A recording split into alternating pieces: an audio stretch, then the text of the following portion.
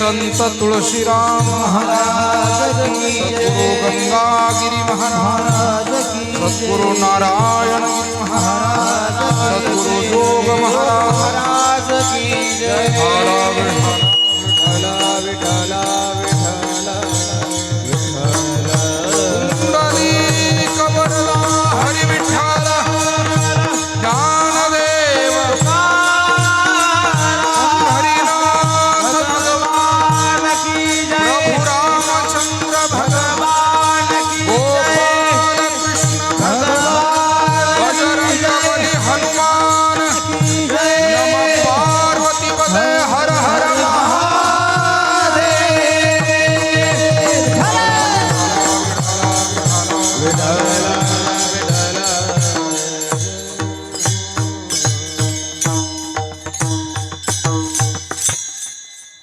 आम्ही वैकुंठवासी आलो याची कारणासी बोलिले जे ऋषी साच भावे वर्ताया झाडू संतांचे मार्ग आडराणी भरले जग उच्चिष्टाचा भाग शेष उरला तो सेवू अर्थ लोपली पुराणे नास केला शब्द ज्ञाने विषय लोभी मने साधनेही बुडविली झाडू संतांचे मार्ग आडराणी भरले जग उच्चिष्टाचा भाग शेष उरला तो सेवू पिटू भक्तीचा डांगोरा कळी काळासी दरारा तुका म्हणे करा जय जयकार आनंदे झाडू संतांचे मार्ग आडराणी भरले जग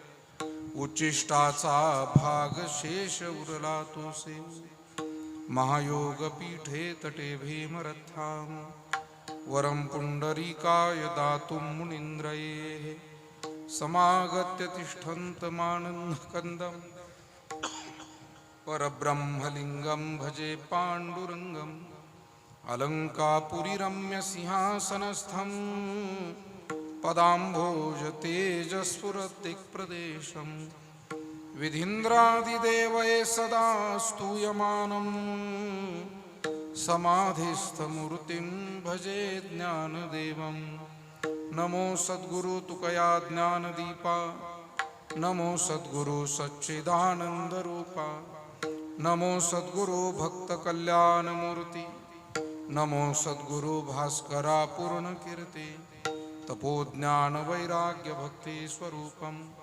सदालंकृतं साधु संन्यास योगम मुखे यस्य वेदांत शास्त्रार्थ नीतिं नमो नारायण गिरिं ब्रह्मस्वरूपम मस्तक हे पायावरी मस्तक हे पायावरी मस्तक हे पायावरी मस्तक हे पायावरी या वार करी संतांचा वार करी संतांचा वार करे संताचा वार करे संताचा वार करे संताचा वार करे संताचा मस्तक हे पायावरी या वार करी संताचा या वार करी संताचा या वार करी संताचा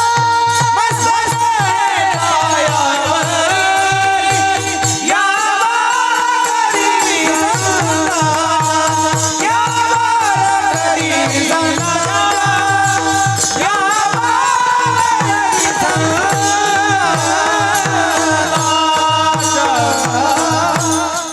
आम्ही वैकुंठवासी आलो याची कारणासी बोलिले जे ऋषी साच भावे वर्ताया झाडू संताचे मार्ग आडराणी भरले जग उच्चिष्टाचा भाग शेष उरला तो सेवू संत श्रेष्ठ जगतवंदनीय जगद्गुरु श्री तुकाराम महाराज यांचा 4 चरणाचा संत महात्म्यांच्या अवताराचं प्रयोजन स्पष्ट करणारा हा अभंग आजच्या कीर्तन सेवेसाठी निवडलाय. जगद्गुरु तुकाराम महाराज या अभंगातून आपणासह जी सर्व संत मांदियाळी या भूतलावर अवतीर्ण होते त्यांच्या येण्याचं कारण स्पष्ट करतायत. महाराज म्हणतात, आम्ही मुळात वैकुंठ लोकातून आलो, अर्थात देवाजवळूनच आलो, पण काही कारण विशिष्ट घेऊन आलेलो आहे. ऋषीमुनींनी जो पूर्वी प्रतिपादन केलेला वेदोक्त मार्ग आहे, या ऋषीमुनींच्या वेदादी ग्रंथांच्या विचारांना सत्य भावनेनं वर्तन करून दाखवण्यासाठी महाराज म्हणतात आम्ही इथे आलो. संतांनी प्रतिष्ठित केलेले जे पूर्वीचे मार्ग आहेत ते झाकोळलेत, पडीक पडलेत, ते पुन्हा झाडण्यासाठी, स्वच्छ करण्यासाठी. जग हे आडरानानं जातंय, चुकीच्या मार्गानं जातंय, तुकोबाराय म्हणतात. हाही कळवळा संतांच्या मनामध्ये आहे आणि म्हणून संत विचारांचा प्रसाद देऊन या जगाला सन्मार्गाकडे प्रेरित करायचंय. ग्रंथ आहेत, पुराणं आहेत, शास्त्र आहे, पण त्याच्यातला अर्थ मात्र यथाव्यवस्थित स्वीकारला जात नाही. ग्रंथ आहेत पण अर्थ लोपला, असा बारकाईने खुलासा तुकोबाराय इथे करताय. आणि शब्दज्ञान वाढीस लागलं. मनाचीच प्रमेय, सिद्धांत, विपरीत विचार लोक जगाला देऊ लागलेत. आणि म्हणून महाराज म्हणतात, या सगळ्या संत विचारांना, भक्ती मार्गाला उजाळा देण्याचं काम आम्हाला करायचंय आणि या समाजाला सन्मार्गी लावायचे. त्याच्यासाठी पिटू भक्तीचा डांगोरा, कळी काळासी दरारा. तुका म्हणे करा जय जयकार, आनंदे विठाला विठाला.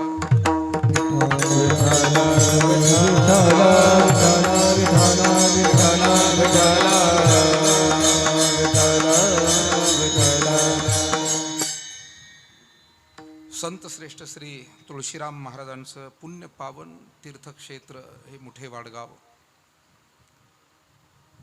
आणि पूजनीय संत श्रेष्ठ श्री तुळशीरामजी महाराज यांच्या 55व्या पुण्यतिथीच्या निमित्तानं संपन्न होणारा हा प्रतिवार्षिक पुण्यतिथीचा उत्सव अखंड हरिनाम सप्ताह, काकड आरती, भजन, पूजन, पारायण, हरिपाठ, नामसंकीर्तन, हरिकीर्तन, अन्नदान असा हा संपूर्ण ज्ञानयज्ञ, नामयज्ञ, अन्नदान यज्ञ या ठिकाणी मुठे वाडगाव तालुका श्रीरामपूर या ठिकाणी आज संपन्न होतोय. अर्थात भगवान श्री रुक्मिणी पांडुरंगाचे आशीर्वाद, माऊली ज्ञानोबाराय, जगद्गुरु तुकोबाराय, सद्गुरु गंगागिरीजी महाराज, सद्गुरु नारायणगिरीजी महाराज, संत श्रेष्ठ तुळशीरामजी महाराज या सकल संत जनांचेही आशीर्वाद आणि सर्व देवतांचेही आशीर्वाद घेऊन आपण सर्व ग्रामस्थ मंडळी हा उत्सव या ठिकाणी संपन्न करताय. ज्यांच्या विशेष मार्गदर्शनाखाली हा कार्यक्रम पार पडतो ते आमचे गुरुबंधू श्री हरिभक्तीपरायण किसनजी महाराज पवार, अंबेजोगाई संस्थान, मुकुंदराज संस्थान अंबेजोगाईचे मठाधिपती, त्याचबरोबर दुसरे गुरुबंधू आपल्या तालुक्याचेच सुपुत्र श्री हरिभक्तीपरायण विजयजी महाराज कुहिले,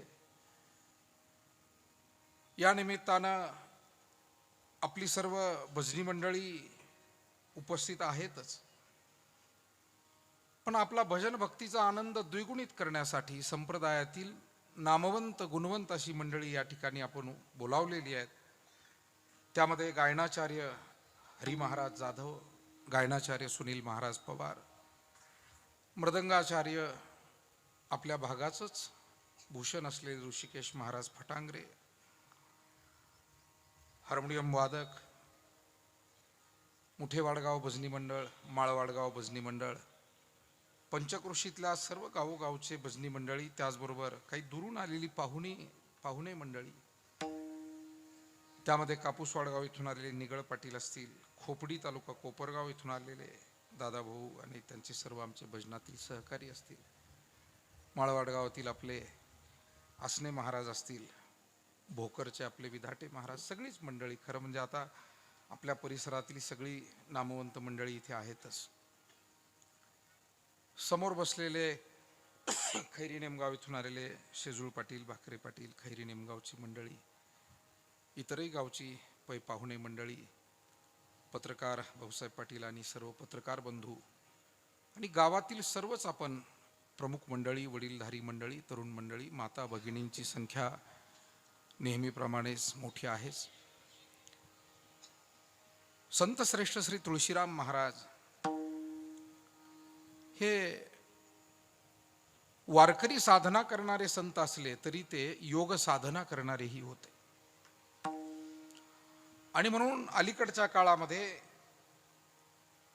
चांगदेव महाराजांच्या नंतर, माऊलींच्या नंतर फार थोडे योगी महात्मे होऊन गेले. त्यामध्ये सद्गुरू गंगागिरीजी महाराज हे सुद्धा योग साधना करत असायचे, त्यांना योगीराज म्हटलं जातं. तुळशीरामजी महाराज हे सुद्धा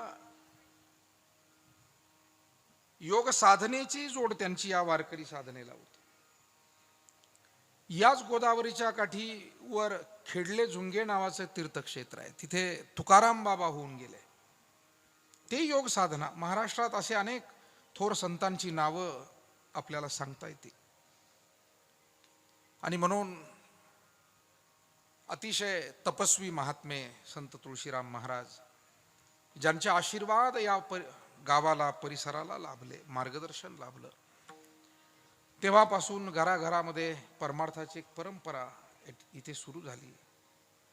आणि आजही आपण ती जपताय. तुळशीराम महाराजांच्या नावानं दिंडी सोहळाही जातो. आमचे मोठे महाराज इथे बसलेत, भजनी मंडळी आहे, गावातील आपण सर्व प्रमुख आहात.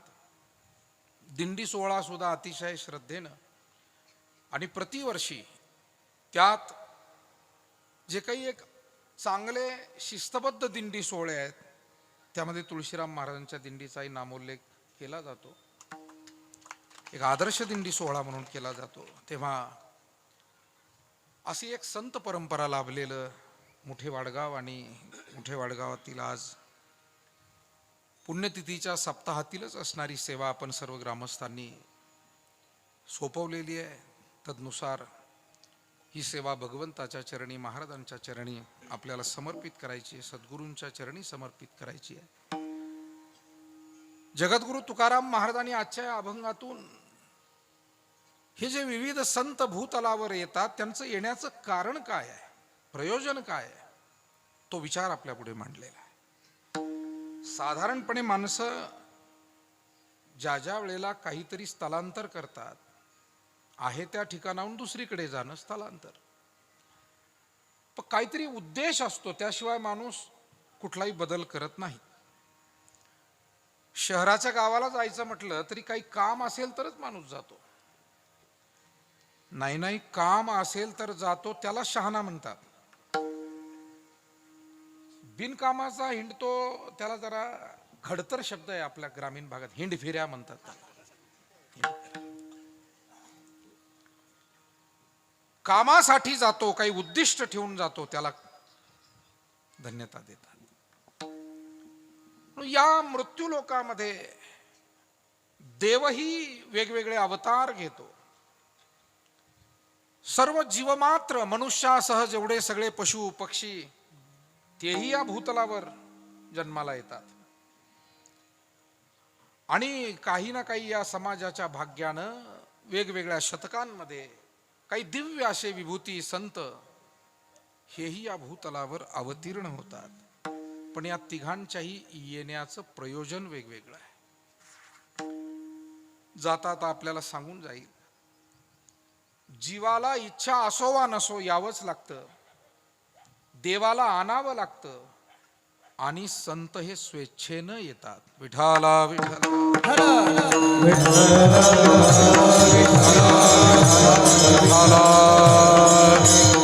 विठाला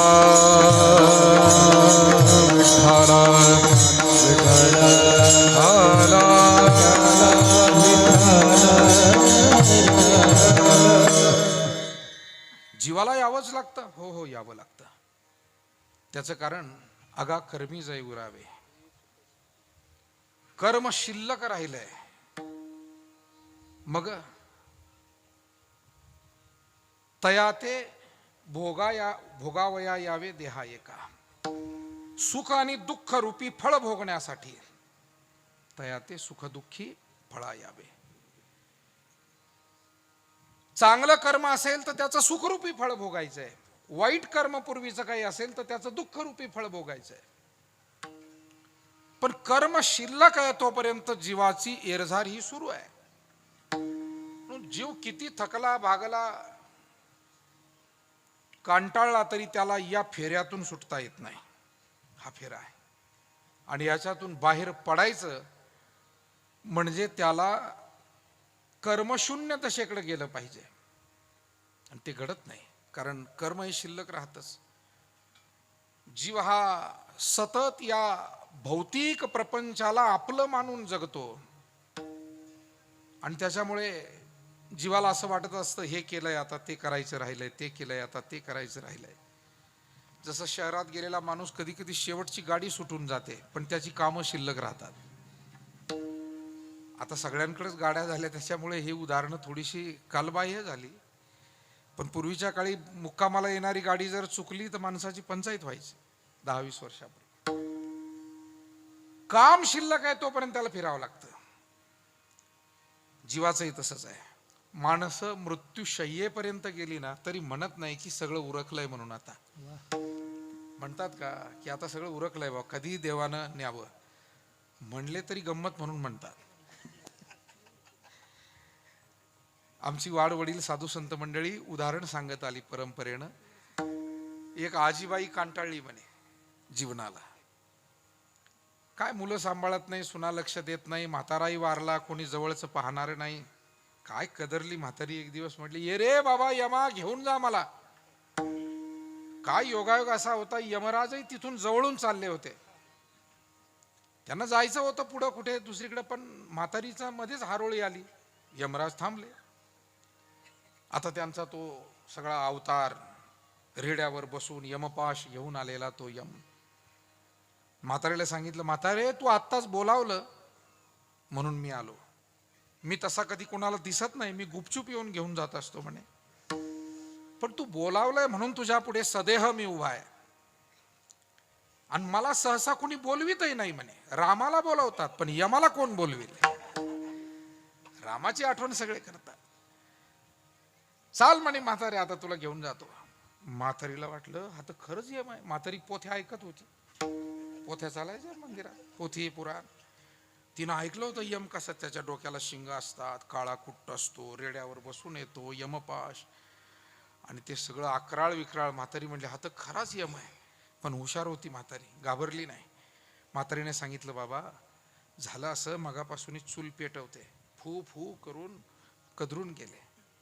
सगळं घर धुरानं भरलंय. ओलं सरप नाही, काही पेटत नाही, कोणी मदतीला नाही, मुलं सुना पाहत नाही. म्हातारा गेला सोडून मला, मी आपली एकटीच आहे. म्हातारे ती रडकथा सांगू नको संसाराची, मला पुढं काम आहे म्हणे. यम म्हणे तू कशाला बोलावलं ते सांग. काय नाही, एवढी चूल पेटून दे ना, आल्या पावली निघून जा म्हणे. म्हणून आपण सगळं माझं परिपूर्ण झालंय, मी आता जाण्यासाठी सज्ज आहे, असं जरी म्हटलो तरी ते गमतीनं म्हणणं असतं, न मरणे निर्विवाद जगा पडिये. मरूच नाही ही भावना आहे आणि अमर होण्यासाठी जगाचे प्रयत्न आहे. आपण जगाचा इतिहास थोडा मागे पाहिला तर ज्या काळात तप करत होते त्याही काळात लोक अमर होण्यासाठीच तप करत होते. आणि ज्या काळात तंत्रज्ञान आता प्रगत आहे त्याही काळात सतत रिसर्च चाललाय, माणसाला जगवता कसं येईल, जास्त कसं जगता येईल, किंवा मृत्यूवर काही पर्याय निघतो का, यासाठी सुद्धा शास्त्रज्ञ प्रयत्न करतात. अमर होण्याचा प्रयत्न पुराण काळापासून ते वर्तमान काळापर्यंत चालूच आहे. अमर होता आलं नाही. हिरण्यकश्यपून सुद्धा अमर होण्यासाठी तप केलं, ब्रह्मदेवाला प्रसन्न केलं, अमर करा म्हणाला. ब्रह्मदेव म्हणाले, अरे मीच मरतो, तुला अमर कसा करू. कैसे थोरिवेचे मान पाहे पा, जो सृष्टी बीजाचा साठो पा, तोही पुनरावृत्तीची आमापा शिग जाहाला. माऊली म्हणतात ब्रह्मदेवाला एक दिवस मरावं लागतं. मग त्यानं पर्यायानं मागितलं, दिवसा मरण नको, रात्री नको, घरात नको, बाहेर नको, शस्त्रानं नको, अस्त्रानं नको, सजीवाकडून नको, निर्जीवाकडून नको, पशुकडूनही मरण नको, मानवाकडूनही नको. नरसिंह अवतार घेऊन भगवंतानं शेवटी त्याला मारलंच. अमर होता येत नाही, अमर व्हावंसं वाटतं. याचा अर्थ या जगामध्ये जीवालाही मरावं वाटत नाही आणि जीवाला जावंही वाटत नाही. त्याला वाटतं अजून काही करावं. अहो, रावण मेला, इतका मोठा सम्राट. राम प्रभू ज्या वेळेला रावणाला मारलं त्यावेळेला लक्ष्मणाला म्हणतात, लक्ष्मणा, अरे रावणाचं आपलं वैर संपलं आता. शेवटी आपल्याकडे ग्रामीण भागात एक म्हण आहे पहा, मला वाटतं नव्या पिढीनं या काही म्हणी ध्यानात ठेवणं फार गरजेचं आहे. तोरणदारी आणि मरणदारी वैर पाळू नये, ही आपल्या वाडवडिलांची शिकवण आहे. तोरणदारीचा अर्थ लग्न कार्यात. तोरण कधी बांधतात? लग्नाला, म्हणून तोरणदारी म्हटलं. आणि मरणदारी, मला असं वाटतं हा माणुसकीचा धर्म किती साध्या साध्या शब्दात वाडवडील माणसं जपत होते आणि शिकवत होते. विठाला विठाला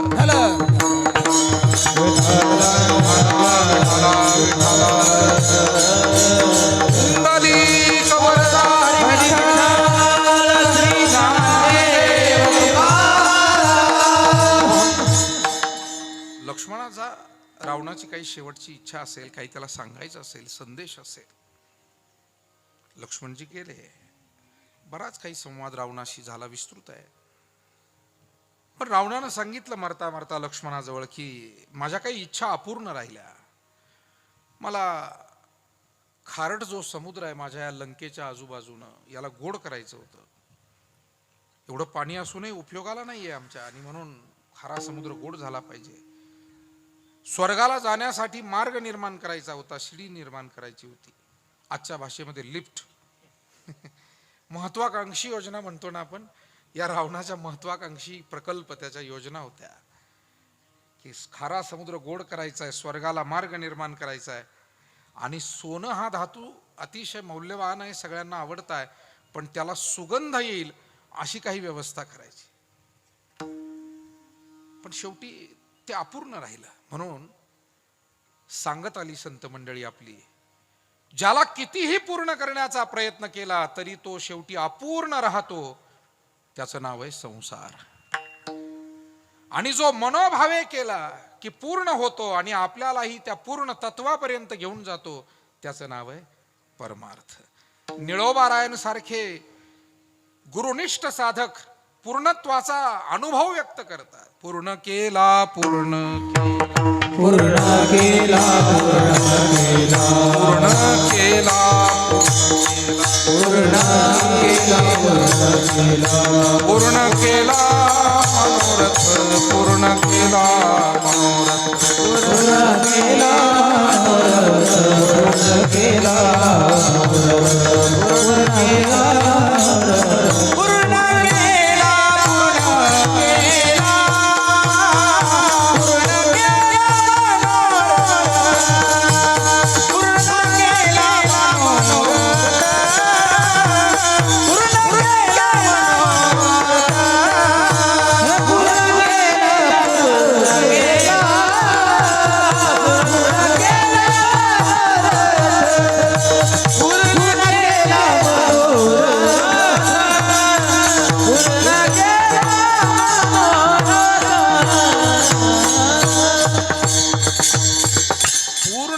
पूर्ण केला, पूर्ण केला मनोरथ, केला निळा, केला निळा, केला निळा पाव.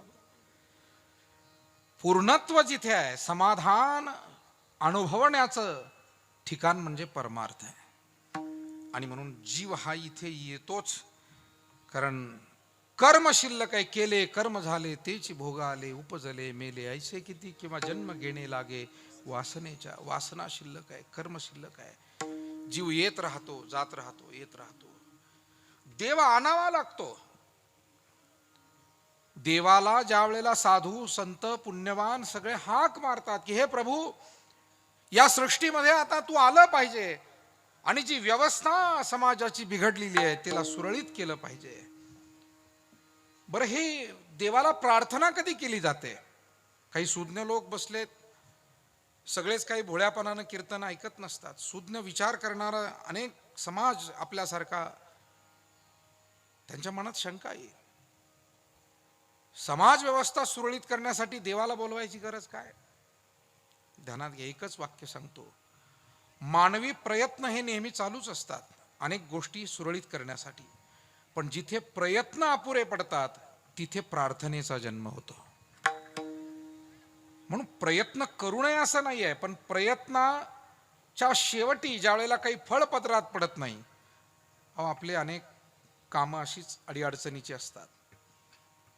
उदाहरणार्थ, एखाद्या जवळच्या व्यक्तीला आपण दवाखान्यामध्ये नेलंय, अडचण आहे, डॉक्टर सांगतायत की आता देवावर भरोसा ठेवा, आम्ही आमचे प्रयत्न करतो. मग त्यावेळेला आपणही प्रार्थना करतोच ना. म्हणून या सृष्टीमध्ये राजे महाराजे, साधू संत, सज्जन साध्वी सगळेच जण समाज व्यवस्था चांगली राहावी, कुटुंब व्यवस्था प्रयत्न करतात. पण जेव्हा प्रश्न हाताबाहेर जातो त्यावेळेला कुठेतरी त्या ईश्वराची प्रार्थना केल्याशिवाय, म्हणून प्रार्थना केली की देव येतो. आणिली रूपा ही बळे, करो निखळे हरिदासी. जीवाला यावंच लागतं, देव आणावा लागतो. आता तिसरे राहिले संत.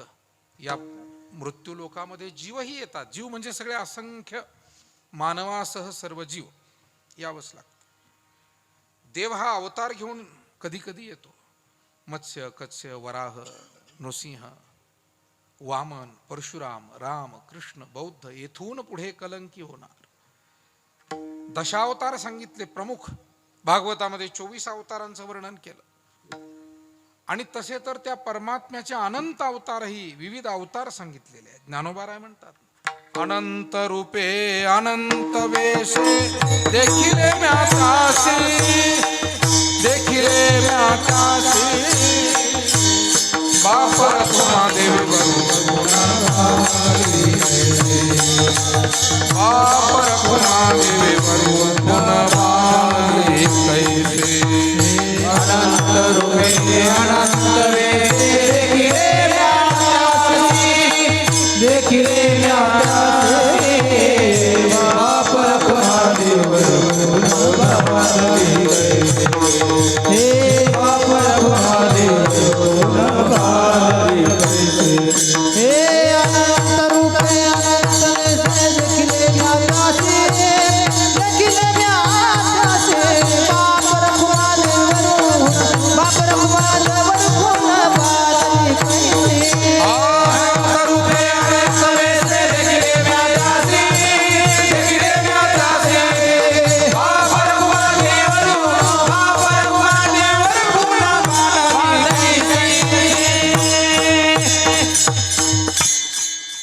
माऊली ज्ञानोबारायांचे शब्द आहे, ते चुकीचे कसे असतील? माऊली जेव्हा पंढरीला गेले, पांडुरंगाचं दर्शन केलं आणि तिथेच कथा कीर्तन प्रवचनाच्या माध्यमातून समाजाला बोध करताना ते म्हणाले की बाबांनो, ज्या विटेवर उभा असलेल्या परमात्म्याच्या दर्शनाला आपण आलोय, पण मी या परमात्म्याला या अगोदर अनंत रूपात पाहिलेलं आहे. अनंत रूपे अनंत वेशे, देखिले म्या त्यासी. स्वतःचाच अनुभव व्यक्त केला. तेव्हा परमात्म्याचे अवतार आहे, परमात्मा हा आणावा लागतो. राम अवतारात सुद्धा सगळ्यांनी प्रार्थना केली तेव्हा प्रभू राम रूपात अवतीर्ण झाले. प्रत्येक अवताराच्या कथा आपण त्या त्या जयंतीच्या वेळेला, काही कारण विशिष्ट वेळेला आपण त्या ऐकतो. कृष्ण अवताराची कथा, वत्सरूपी पृथ्वी ब्रह्म्यापाशी जाय, नेत्री वाहे तोय. आणावा लागतो देव. आता राहिले संत. संत मात्र स्वतःहून येतात. म्हणून ध्यानात घ्या, इथे देवही आपल्या मर्जीनं येत नाही, बोलावला तर येतो. जीव हा कर्माधीन असल्यामुळे येत जात राहतो, पण संत मात्र स्वतःच्या इच्छेनं स्वतःहून येतात. जीवाप्रमाणे त्यांचं काही कर्म शिल्लक राहिलेलं नाही. कर्मधर्म त्यांचा झाला नारायण, त्यांचेनी पावन तिन्ही लोक. संतांचं कर्म हेच धर्ममय झालंय आणि तेही सगळं परमात्मा अर्पण झालंय. यत करोषि यदश्नासि यज्जुहोषि ददासि यत यत तपस्यसि कौंतेय तत्कुरुष्व मदर्पणम. गीतेच्या 12व्या अध्यायामध्ये जो भक्तियोग सांगितला, त्यामध्ये सांगितलं, अर्जुना तू जे काही करतो धरतोय सगळ्या गोष्टी तू मला अर्पण कर.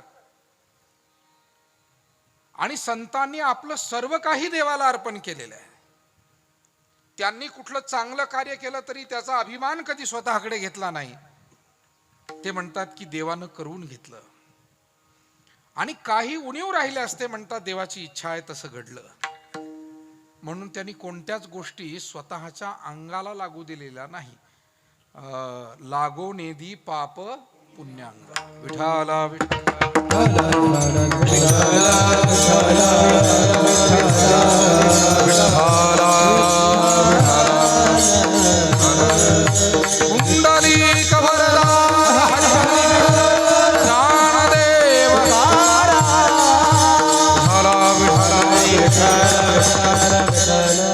संत हे नेहमीच या भौतिकतेपासून अलिप्त राहिले, कारण त्यांना माहिती हे मुळात आपण तात्पुरते इथे आलोय. इथे आपलं कुठलंही कर्तृत्व नाही. जे घडतंय ते सगळं परमात्म सत्तेनं घडतंय. आणि म्हणून संतांना देवाचं स्थान प्राप्त केलेलं आहे. त्यांनी ते देवाघरी जाऊन पोहोचलेले आहेत. वैकुंठ लोकात गेले. 4 मुक्ती सांगितल्या, सलोकता, समीपता, सरूपता, सायुज्यता. सलोकता म्हणजे देव ज्या लोकात राहतो तिथे वास्तव्याला असणं, वैकुंठ लोकी. समीपता देवाच्या जवळ वास्तव्य मिळणं. स्वरूपता देवासारखंच दिसणं. आणि सायुज्यता देव स्वरूपात एकरूप होऊन जाणं, विलीन होऊन जाणं, सायुज्यता. हा सगळा मोक्ष संतांना प्राप्त आहे. मोक्ष आम्हा घरी कामार हे दासी. होय सांगो ऐसे होय सांगो ऐसे तुका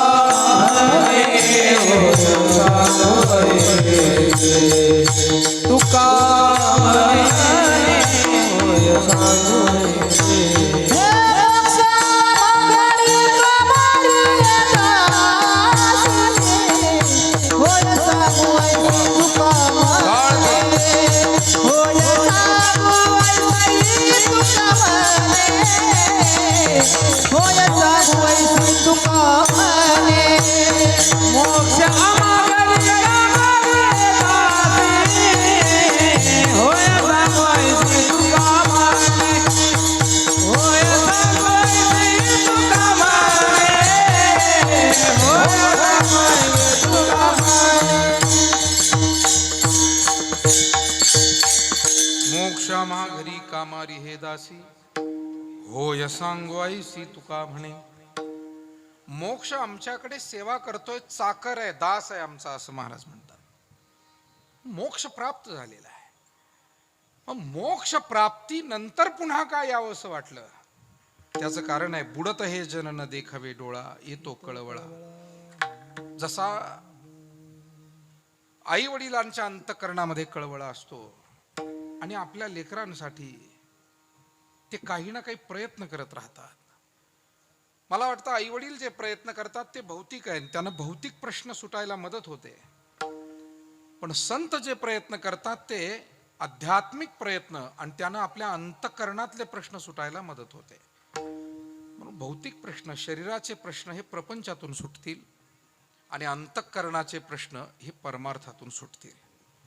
हे जगाला आता कळलेलं आहे. म्हणजे इतक्या प्रगत जगामध्ये सुद्धा आता लोक ध्यान, भजन, चिंतन, नामस्मरण करू लागलेत, आणि ते करावं लागेल. या असलेल्या धकाधकीच्या युगामध्ये आणि उद्विग्नतेच्या काळामध्ये आपल्याला जर शांत, समाधानी, आनंदी राहायचं असेल आपुला तो एक देव करुणी घ्यावा तेने विण जीवा. आणि आपल्यासारखी सज्जन स्त्रीपुरुष अनेक कुटुंब आपापल्या परीनं, प्रत्येक जण काही याच्यासारखा त्यानं परमार्थ करावा असं शास्त्रालाही अभिप्रेत नाही. म्हणजे सर्वांनी कीर्तनच करावं का, सर्वांनी मंदिरातच सारखं बसावं का, तर असा काही अभिप्रेत नाही आहे. आपण जे करतोय ते परमार्थ बुद्धीनं करा. तुम्ही म्हणाल परमार्थ बुद्धीनं करा म्हणजे काय, तर ते इतरांच्या हिताचं होईल अशा बुद्धीनं करा. त्याच्यामध्ये कोणाचं अनहित होता कामा नये. मी जर नोकरी करतोय तर माझ्यामुळे कोणाचं काही अनहित होऊ नये, वाईट होऊ नये. मी व्यापार करतोय पण माझ्यामुळे कोणाची फसवणूक होऊ नये. नाहीतर एखाद्या गरीब शेतकऱ्याला बियाणं विकलं, बिचाऱ्याची 2-4 एकराची शेती, आणि ते विकलेलं बियाणं चुकीचं निघालं आणि त्याचं वर्ष वाया गेलं.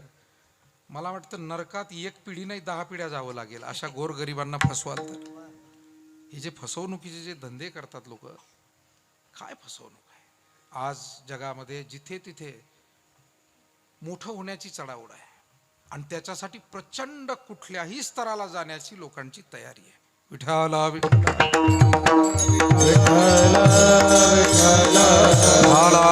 विठ्ठला. या मानवी कायद्यातून सुटता येईल, पण दैवी कायद्यातून कसा कोण सुटेल बरं. दैवी कायद्यातून तुम्ही मी जगातला कोणी सुटू शकत नाही. चांगलं करू तर ते आशीर्वाद मिळतील, वाईट करू तर त्याचं फल हे आपल्या समोर येणारच, त्याला टाळता येणार नाही. आणि म्हणून परमार्थ हा आपापल्या परीनं करावा. स्वे स्वे कर्मण्यभिरतः संसिद्धिं लभते नरः. श्रीमद भगवद्गीता असं म्हणते, आपल्या वाट्याला आलेलं कर्म हे शुद्ध पवित्र हितकारक बुद्धीनं करा, म्हणजे तो तुमचा परमार्थ. एखादा अधिकारी आहे आणि तो सामान्य माणसाचं सुद्धा होण्यासारखं काम असेल ते, मोठा माणूस आला की त्याचं काम करतो, सामान्य माणूस आला की त्याला कारण सांगतो, त्रुटी दाखवणे, फाईल मागे पाठवणे.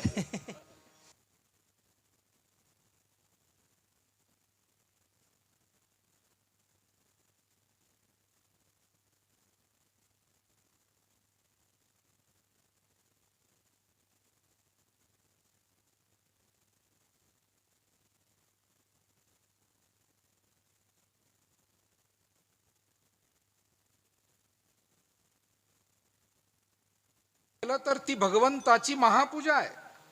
स्वामी काज गुरु भक्ती, स्वामी काज गुरु भक्ती, स्वामी पंकट स्वामी महाराजांचं चालत गुरुवर्य नारायणगिरी महाराज म्हणायचे, पंकट स्वामी महाराज स्वामी काज गुरु भक्ती, स्वामी काज गुरु भक्ती, स्वामी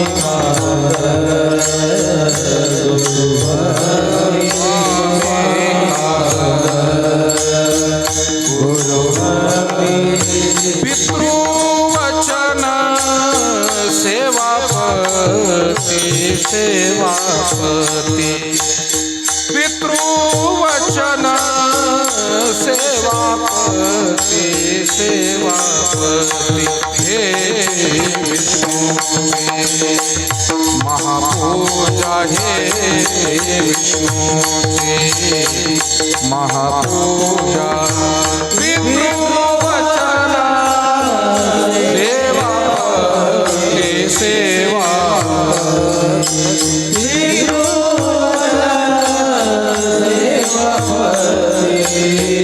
सेवापती. हे विष्णू महापूजा, हे विष्णू महापूजा. स्वामी काज गुरु भक्ती, पितृवचन सेवापती, हेची विष्णूची महापूजा, अनुभव नाही दुजा. आणि म्हणून परमार्थ बुद्धीनं काम जर केलं तर ती भगवंताची पूजा ठरते. आणि अशा पद्धतीनं जर आपण जीवन जगत राहिलो तर निश्चितपणे आपल्याला या जीवनाचा आनंदाचा अनुभव येतो. पण गोष्ट खरी आहे, अंतःकरणाचे प्रश्न हे जे आहेत हे आज वाढलेले आहे. लोक म्हणतात शारीरिक समस्या वाढल्या, पण त्याही पेक्षा अधिक सूक्ष्म विचार केल्यास मानसिक समस्या जास्त वाढल्या. आणि शारीरिक समस्येवरती उपचार उपलब्ध आहे. मी विनोदानं म्हणत असतो, आपल्याला पटतंय का बघा. डोकं दुखायला लागलं तर गोळी घेता येते, पण डोकं फिरल्यावर गोळी घेता येत नाही. जरा निवांत विचार करा, घरी गेल्यावर या वाक्यावर आणखी विचार करा, तुम्हाला आणखी त्यातले अर्थ कळते. डोकं दुखायला लागल्यावर गोळी आहे, पण डोकं फिरलं, कधी कधी एखादं जर चुकीचं वागायला लागलं ना घरात, डोकं फिरलं हो, त्याचं डोकं फिरल्यावर गोळी नाही आहे. पण एक आहे, याही अशा फिरलेल्या माथ्याला दुरुस्त करण्याचं काम गाथा करतो, ज्ञानेश्वरी करते. फिरलेल्या डोक्यांना जागेवर आणण्याचं काम हे ग्रंथ करतात, संत करतात, हे पवित्र विचार करतात. फिरलेलं डोकं नव्हतं तर काय होतं त्या वाल्याकोळ्याचं. म्हणजे माणसं मारणंही त्याचं व्यसन झालेलं होतं. एक 10-15 वर्षापूर्वी आपल्या अकोल्याचा तो एक सिरियल किलर होता, काय नाव भाऊसाहेब पाटील, हा वैद्य अण्णा वैद्य ना, अण्णा वैद्य. त्यावेळेच्या त्या सगळ्या बातम्या आपल्याला आजही आठवतात, किती माणसं मारली.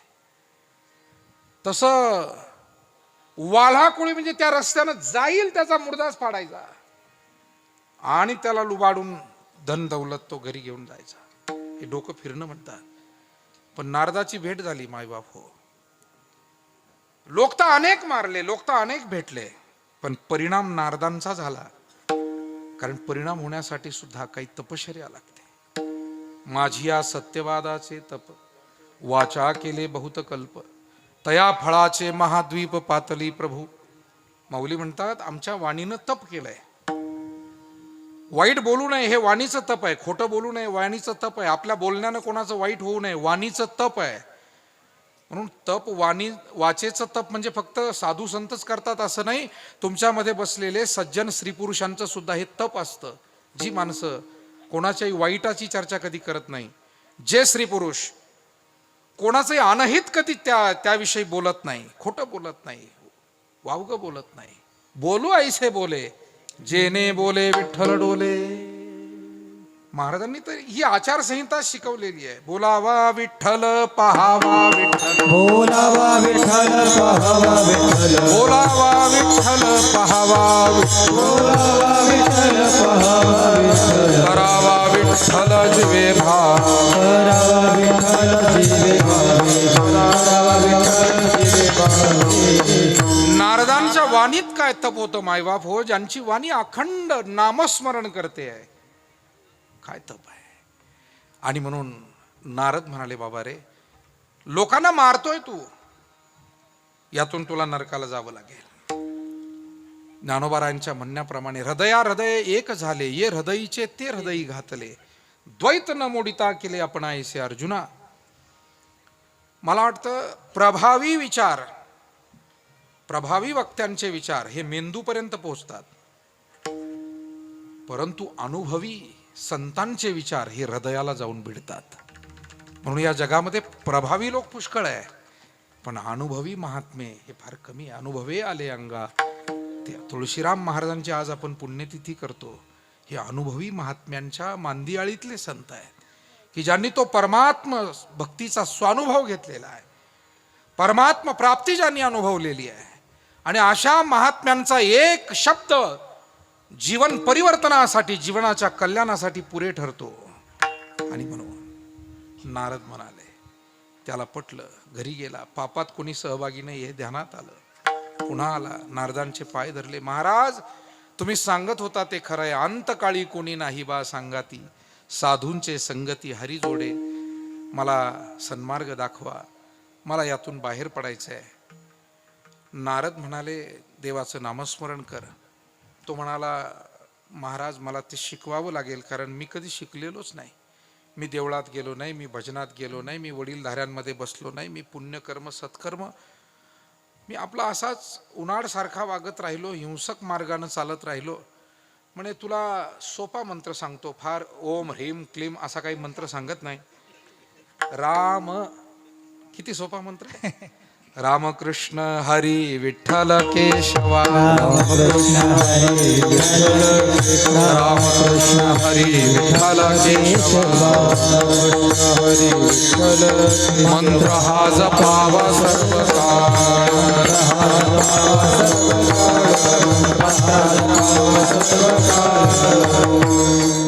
सोपा मंत्र फक्त राम एवढं म्हण. तोंडात वळण नाही ना, वळण नसेल ना माणसाला फार अडचण येते. मी सोपी गोष्ट सांगतो, तुम्हाला पटते का बघा. ज्या माणसांना असा हात जोडून रामराम घालायची सवय ना, त्यांना पटकन हात जोडले जातात. पण समोर जर एखाद्या पाहुण्यानं हात जोडून रामराम घातला आणि समोरच्याला जर सवय नसेल तर ते गडबडतं. त्याला वाटतं एक हात वर करू का, दोन करू का, असं करू का, तसं करू. गडबडून जातं ते, सवयच नाही ना कधी असं करायची. मी म्हणतो या निवडणुका तरी बऱ्या आहेत 5 वर्षांनी, आणि त्याच्यामुळे तरी थोडी सवय आहे. या उन्हाळ्यांना सुद्धा थोड्या सवयी लागल्यात निदान. या लोकशाहीचे उपकार आहे. विठाला विठाला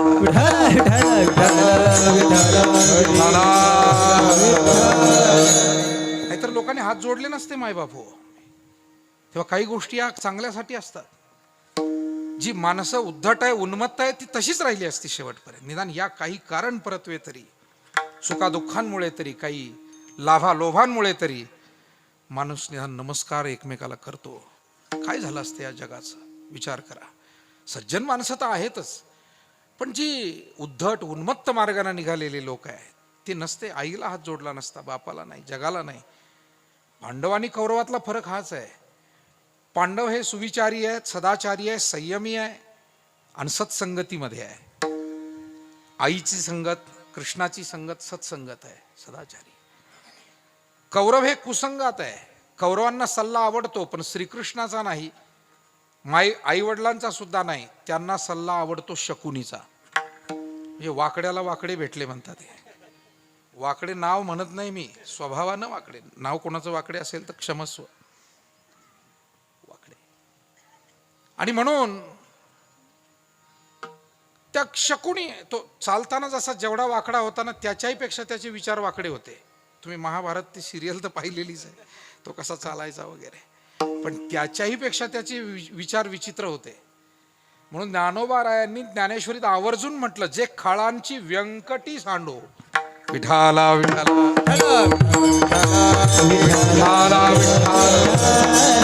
मायबाप हो, हा विचारांमधला वक्रपणा जर निघून गेला तर कुटुंब सुखी होतील, समाज सुखी होईल, देश सुखी होईल आणि जगही सुखी होईल. जगासमोर सुद्धा ज्या समस्या आहेत त्या या वाकड्या बुद्धीच्या लोकांमुळेच आहे. जगाच्या पाठीवर मला फार जागतिक तत्वज्ञान कळत नाही, घडामोडी कळत नाही. एक वारकरी आहे पण जे थोडं फार कळतं. त्या किम जोंग सारखी माणसं ही वाकड्या बुद्धीची नाही तर काय. त्या दक्षिण कोरियाचा अध्यक्ष, चीनचा अध्यक्ष, असे किती लोक, पाकिस्तान तर आहेच, ते काही सांगायलाच नको. की ज्यांना स्वतःही सुखी व्हायचं नाही आहे आणि कोणाला सुखी राहू द्यायचं नाही, याला वाकड्या बुद्धीचे लोक म्हणावं. म्हणजे एका गावामध्ये एक असा गमतीचा माणूस होता, त्याचं कोणाशीच जमत नव्हतं. हे पहा, सर्वांचं सर्वांशी जमत नसतं. प्रयत्न करावे सर्वांशी प्रेमानं वागण्याचे, पण शेवटी सर्वांचं सर्वांशी कधीच जमत नसतं. त्याचं कारण प्रत्येकाचे विचार, आवडीनिवडी भिन्न आहे. आणि त्याच्यामुळे त्याचा काही फार खेद करत बसू नये डोक्याला. कोणाशी जमेल, कोणाशी जमणार नाही. प्रयत्न करावे, जनमित्र होई सकळांचा. पण ज्याचं कोणाशीच जमत नाही, मी म्हणतो सर्वांचं सर्वांशी जमत नाही, पण ज्याचं कोणाशीच जमत नाही ना, त्यानं स्वतः जाऊन ऍडमिट होऊन घ्यायला पाहिजे. काहीतरी आपल्यावर झालेलं आहे. असा तो एक माणूस होता की ज्याचं घरच्याशी जमत नव्हतं, पाहुण्यांशी जमत नव्हतं, शेजाऱ्यांशी जमत नव्हतं, गावकऱ्यांशी जमत नव्हतं, वारकऱ्यांशी जमत नव्हतं, पुढाऱ्यांशी जमत नव्हतं, व्यापाऱ्यांशी जमत, कोणाशीच नाही. सगळ्यांशी भांडणच त्याचं. वारकऱ्याबरोबर भांडण, पुढाऱ्याबरोबर भांडण, शेजाऱ्याबरोबर भांडण, घरच्याबरोबर भांडण. आणि सगळे कदरून गेलेले त्याला, घरचे दारचे सगळे. एक दिवस तोही कदरला. काय झालं कुणास ठाऊक, त्याला निघाला जंगलाकडं. गावातला वडीलधारा माणूस तुमच्यासारखा कोणीतरी, अरे जंगलात कुठं चालला, वाघ आहे माहित नाही तुला? वाघ आहे माहितीये मला. वाघाने खावं म्हणूनच चाललो. वाघाने खावा म्हणून का चालला? नाही, त्या वाघाने जर मला खाल्लं तर त्याला रक्त मांसाची आवड लागेल आणि हळूहळू येऊन तो तुम्हालाही सगळ्याला खाऊन घेईल. याला म्हणतात वाकडे. विठाला विठाला विठाला विठाला कुंडलिक वरदा हरी देव पंढरीनाथ माऊली ज्ञानेश्वर जगद्गुरू महाराज की जय. सवय नसेल तर होत नाही. वाल्या कुळ्याला सांगितलं राम मन. तुमच्या ध्यानात आहे ना, इथून या स्टेशनवरून आपण मधल्या गावात जाऊन आलोय, परत स्टेशनवर यायचंय. राम मन नाही म्हणता येतो, सवयच नाही ना. चांगल्या गोष्टींची सवय असावी, वाकण्याची सवय असावी, नमस्काराची सवय असावी. या गोष्टी खूप फायद्याच्या आहे. कुठल्याही क्षेत्रात तुम्ही काम करा, नम्र राहा, सरळ राहा, आनंदी राहाल, समाधानी राहाल. परंतु वाल्या कुळ्याला सवय नाही. मग म्हणाले एक काम कर, तुला राम म्हणता येत नाही. नारद म्हणाले तू एक काम कर, उलट म्हणशील का रे? म्हणे कसं? म्हणे मरा. हा हे म्हणता येईल, हे जरा माझ्या जवळचं आहे म्हणे, हे आमच्याच डिक्शनरीतलं आहे. मरा, मारा, हाना, मारा, जोडा हे शब्द आमच्या परिचयाचे आहे. बरं मग मरा म्हण. आणि तो उलटा मंत्र म्हणू लागला. तुलसीदासांनी ही गोष्ट गमतीची नाही आहे, ती रामायणामध्ये निवेदन केलेली आहे. उलटा मंत्र जपत जग जाना वाल्मीक भये ब्रह्म समाना. उलटा मंत्र जपत जग जाना वाल्मीक भये ब्रह्म समाना. श्री राम जय राम जय जय राम. बोला श्री राम जय राम जय जय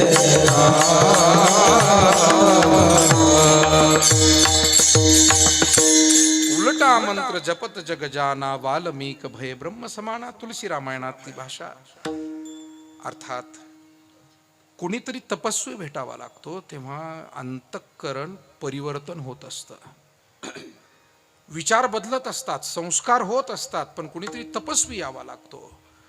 म्हणून संतांना असं लक्षात आलं की या समाजामध्ये जे जे प्रश्न आहे, विकार नष्ट करायचे असतील आणि विचार वाढीस लावायचे असतील, माणसाला कुमार्गापासून परावृत्त करून सन्मार्गाकडे प्रवृत्त करायचं असेल तर आपल्याला गेलं पाहिजे. आपण एकट्यानेच हा आनंद इथे काय अनुभवत बसायचा? आणि म्हणून तुळशीराम महाराजांसारखे, जोग महाराजांसारखे, गंगागिरी महाराजांसारखे, बंकट स्वामींसारखे, नारायणगिरीजी महाराजांसारखे कितीतरी थोर संत आपण होऊन आलेले आहेत. आणि का आलेत त्याचं कारण पहिल्या चरणात. आम्ही वैकुंठ वासी, आम्ही वैकुंठ वासी, आम्ही वैकुंठ वासी, आम्ही वैकुंठ वासी. आलो याची करणासी, आलो याची करणासी.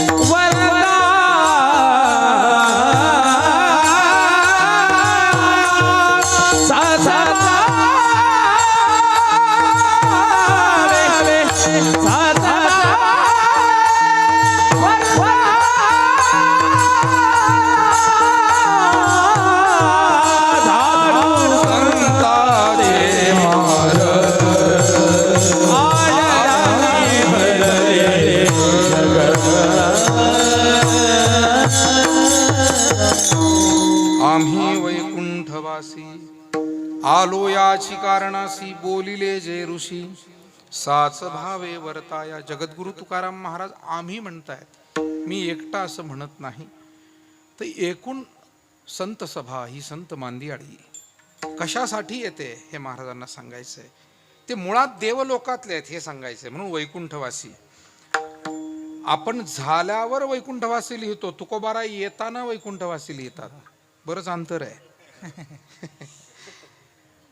त्यांची गाडी निघण्याचं स्टेशन वैकुंठ आहे आणि आपलं शेवटी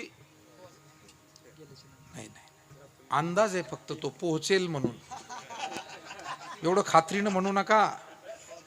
कीर्तनाच्या व्यासपीठावर बोलायचं म्हणजे सगळ्या गोष्टी बेभान होऊन बोलून चालत नाही. भानावर राहून प्रत्येक वाक्य आणि शब्द अंदाज आहे की तिथे जावं, या जीवानं तिथे स्वर्गवासी व्हावं, वैकुंठवासी व्हावं, कैलासवासी. पण शेवटी त्याच्या कर्मानुसारच त्याला गती आहे ना, हे तर वास्तव आहे, हे कोणी नाकारू शकत नाही. आणि म्हणून आम्ही आदरपूर्वक लिहितो वैकुंठवासी. पण संत हे आपले सर्वांचे सद्गुरू ब्रह्मलीन श्री नारायणगिरीजी महाराज, त्यांच्या उतार वयामध्ये बऱ्याच वेळेला एक वाक्य ते बोलायचे. थोडं वय झालेलंच होतं, शेवटी त्रास व्हायचा, लोक यायचे चला इकडे कीर्तनाला. आता त्यांचं नेहमीची शैली, ते म्हणायचे अरे बाबा कशाला मला नेता, आता आम्ही वैकुंठाच्या अर्ध्या रस्त्यावर गेलो असं म्हणायचे. हे वाक्य इथे असलेल्या बसलेल्या अनेकांना कानावरून गेलेलं आहे बऱ्याच वेळेला. कशाला आम्हाला त्रास देता, करून घ्या, आम्ही आता वैकुंठाच्या अर्ध्या रस्त्यावर गेलो राजा असं म्हणायचं. काय विश्वास आहे संतांचा, हे तेच म्हणू शकतात की आम्ही वैकुंठाच्या अर्ध्या रस्त्यावर आहोत. सामान्य जीवाला कसं म्हणता येईल? तेवढं खात्री पाहिजे ना आपल्या जीवनाविषयी, तेवढं जीवन दिव्य पाहिजे, तेजस्वी, तपस्वी आणि पुनीत पाहिजे. संतांना खात्री होती, तरले तरती हा भरवसा, नामधारकांचा ठसा विठाला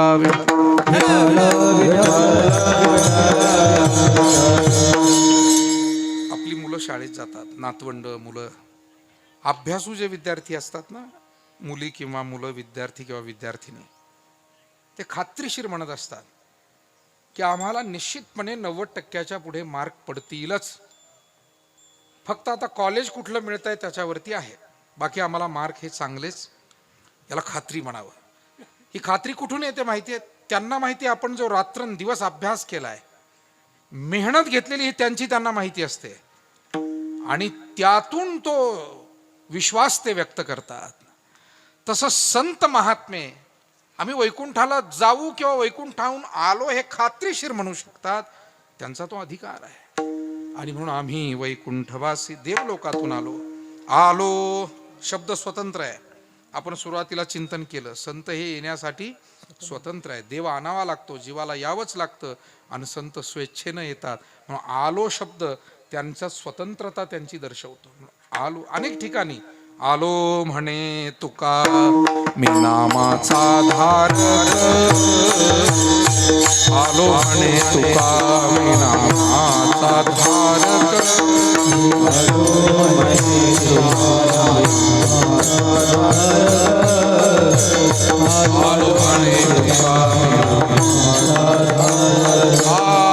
एकंदर पाठविला इह लोका, आलो म्हणे तुका मी नामाचा धारक, आलो म्हणे तुका मी नामाचा धारक,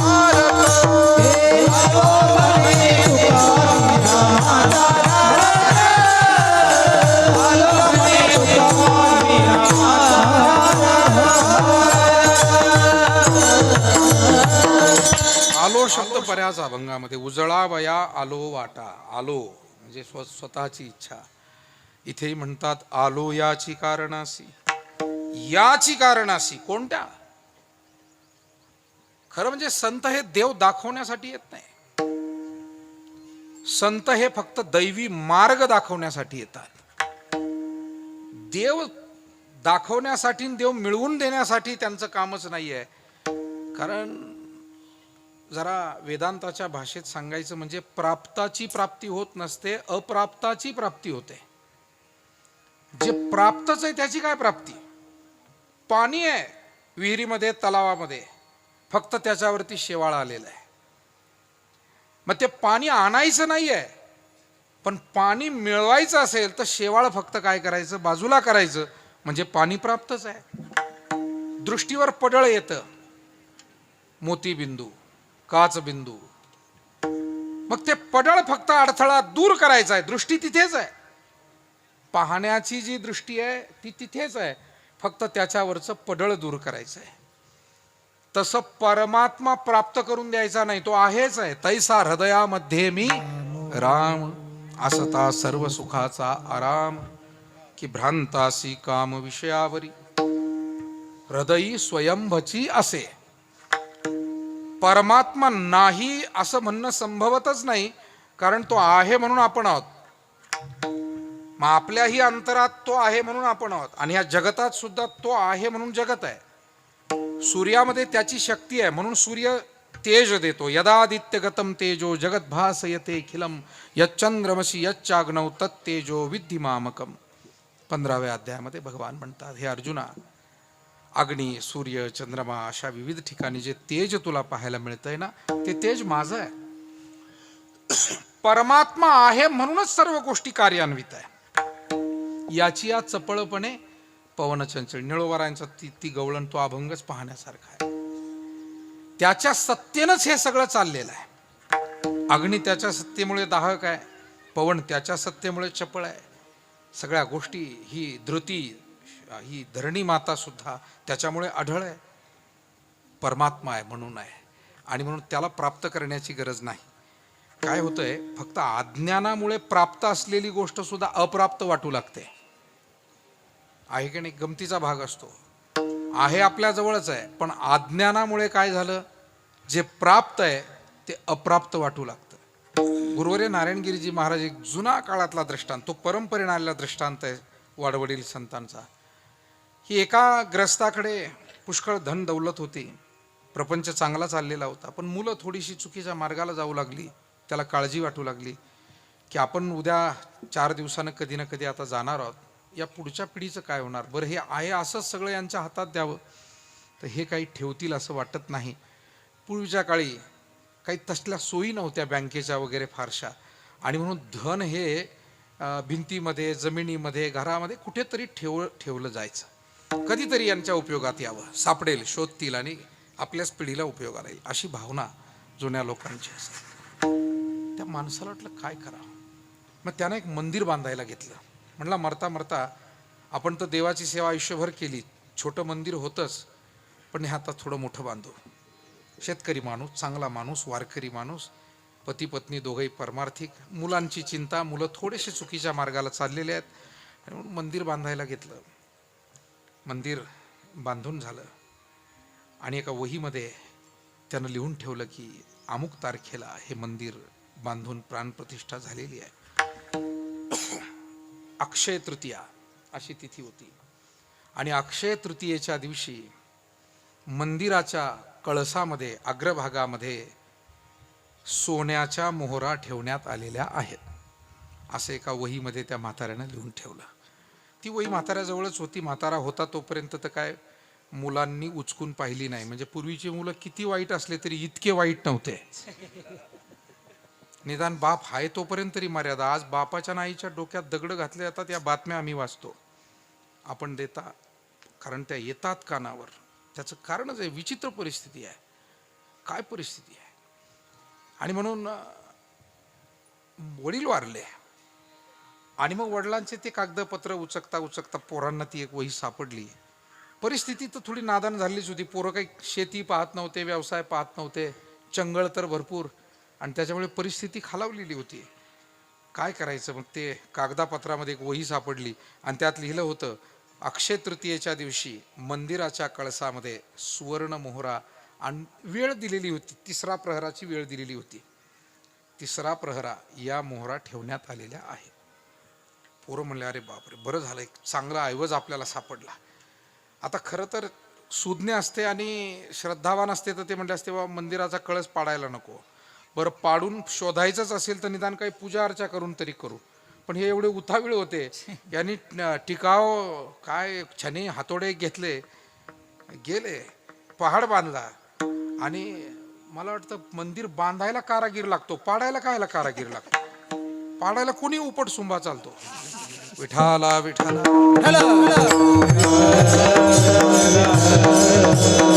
मायबाप हो, चांगले काम करायला निवडक माणसंच करू शकतात, वाईट काम मूर्खही करू शकतात. त्याला काही फार गुणवत्ता लागत नाही. लहान लेकरांमध्ये काही लेकरं असतात पहा, ते छान असे दगडावर दगड रचून काही आकृती बनवतात. त्याच्यातही एखादा असा नाठाळा असतो, तो येतन लाथानं सगळं लाथळून देतात. बाळाचे पाय पाळण्यात दिसतात. ते तिथंच कळतं की हे मोठं झाल्यावर पण असंच करणार आहे. या अनेक हे खंडीच्या वर्णात पुढं नको. पण हे गुणधर्म हे तिथे बालपणापासून दिसू लागतात. बहिणीनं रांगोळी काढायची आणि यानं पायानं जाऊन विस्कटून टाकायचं. विस्कळीतपणा आणायला काही फार डिग्री लागते, डिप्लोमा लागतो, ज्ञानेश्वरी वाचावी लागते, गाथा वाचावं लागत नाही. पण रचनात्मक काम करायला कुटुंबामध्ये, समाजामध्ये, कुठल्याही क्षेत्रात त्याला फार संयम लागतो, शहाणपण लागतं, कष्ट घेण्याची तयारी लागते. विठाला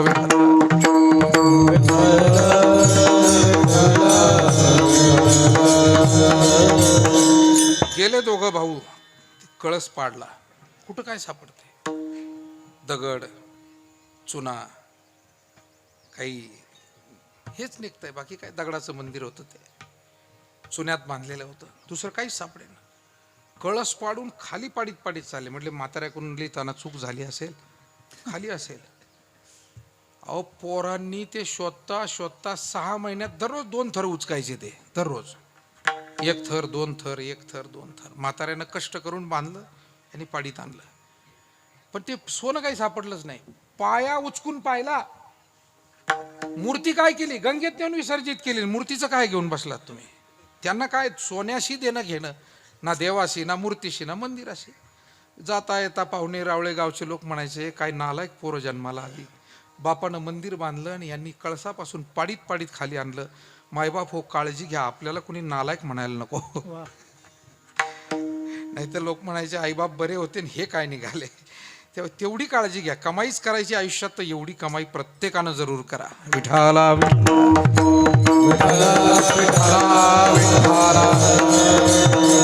बरं, आता ह्या सगळ्या गोष्टी रोखठोक फक्त या व्यासपीठावरूनच. पुढाऱ्यांना तर काय बोलता यायचं नाही, त्यांना मतं मागायची असतात.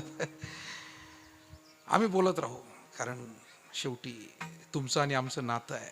वारकरी म्हणून, आध्यात्मिक म्हणून प्रत्येक कुटुंब हे आपली भावंड आहे, मायबाप आहे. आणि या अर्थानं कुठेही दुःख कुटुंबात राहू नये. प्रत्येक कुटुंब सुखानं भरून जावं, आनंदानं भरून जावं. माऊलीने हेच मागणं मागितलं, आनंदाचे आवारू मांडू जगा, किंबहुना सर्व सुखी पूर्ण होवो निती लोके. सगळं मंदिर पाडलं, नाही सापडलं. एक साधू महात्मा एक दिवस त्यांच्याकडे आले आणि ते रागावले त्या मुलांवर. अरे, वडिलांनी एवढं देव कार्य केलेलं आणि तुम्ही ते देवाचं मंदिरच पाडलं, का पाडलं हे? ते मुलं म्हणले, महाराज रागू नका, तुम्ही आमच्या वडिलांच्या काळातही घरी यायचात, पण ही वही आम्हाला सापडली आणि या वहीत हे असं लिहिलेलं होतं की अक्षय तृतीयेच्या दिवशी 3रा प्रहरा मंदिराचा कळस बांधून पूर्ण झाला आणि त्याच्यामध्ये सोन्याच्या मोहरा ठेवण्यात. त्या साधू महात्म्याचा आणि त्यांच्या वडिलांचा स्नेहसंबंध होता, जुन्या पिढीतले संबंध होते. त्यांनी सांगितलं, मी तुम्हाला धन काढून देतो, पण आता कष्ट करा, शेती पिकवा, पहिल्यांदा हे मंदिर बांधून उभं करा, मी तुम्हाला सोन्याच्या मोहरा मिळवून देतो. पण एकच अट, मंदिर जसंच्या तसं बांधा. जेवढी रुंदी होती तेवढीच, जेवढी उंची होती तेवढीच. म्हणाले, प्रयत्न करू. आता आम्हाला तर काय, आम्ही हे असे उन्हाळ, ते काही नाही, आता सोडून द्या उन्हाळक्या, हे मंदिर बांधून काढा. सोनं पाहिजे ना, लालसा होतीच मनामध्ये. कसं तरी 2-4 वर्षात ते मंदिर त्या दोघांनी बांधून काढलं, जसंच्या तसं बांधलं. योगायोगानं गुढीपाडवा होऊन गेला आणि त्या साधूनं निरोप पाठवला, पोराओ, अक्षय तृतीयेच्या दिवशी महिनाभरानंतर मी तुमच्याकडे येतो. कारण चैत्र शुद्ध पाडवा म्हणजे गुढीपाडवा आणि वैशाख शुद्ध तृतीया म्हणजे अक्षय तृतीया. 1 महिना आणि 3 दिवसाचा अंतर दोन्ही सणांमध्ये. किती? 1 महिना आणि 3 दिवसाचा. येतो पोराओ मी अक्षय तृतीयेच्या दिवशी. पोरं आनंदी झाले. साधू महाराज येतील, धन काढून देतील. आणि मग त्यांनी छनी आतोडे परत तयारच ठेवले. काय डोके फिरलेले म्हणावं. कारण मग लिहिलेलं काय आहे त्याच्यात, मंदिराच्या कळसात अक्षय तृतीयेच्या दिवशी तिसरा प्रहरा धन ठेवण्यात आले. ते साधू महाराज म्हणले, पोराव साहित्य लागणार आहे पण छनी हातोडा नाही, आज टिकाव आणि खोरं लागणार आहे. आणि बरोबर अक्षय तृतीयेच्या दिवशी सायंकाळी अर्थात तिसरा प्रहरा 4 वाजता त्या वरच्या कळसाची सावली जिथे पडलेली होती म्हणे आता इथे खोदा. आणि तिथे खोदलं, 2, 3, 4, 5व्या फुटापर्यंत गेले आणि सोन्याचा हंडा निघाला. याला म्हणतात गुरुबीन कोण बतावे बाट. कळसातच ठेवलं होतं पण ही अशी मेख होती त्याच्यात. याला कोडवर्ड म्हणतात. विठाला विठाला.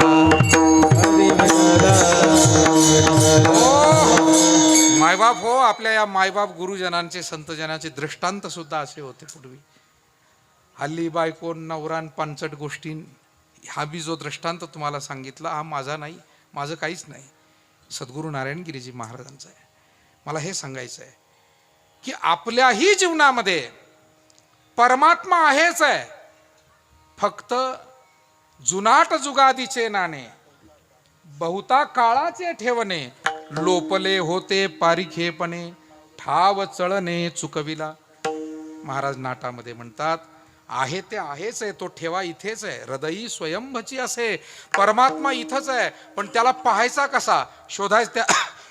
त्या मुलांच्या घरी धन आहेच पण शोधायचं कसं माहित नव्हतं. कळसात ठेवलंय म्हणजे कळसाची सावली, आणि ती अक्षय तृतीयेच्या दिवशी, कारण प्रत्येक दिवशी सावली बदलत असते म्हणून अक्षय तृतीया ही तिथी मेन्शन केली होती. प्रत्येक वेळेला सावली बदलते म्हणून तिसरा प्रहरा असं लिहिलं होतं. तिसरा प्रहरा जिथे पडेल, आता सकाळी जर खोदलं असतं तर सावली तिकडून पडली असती ना.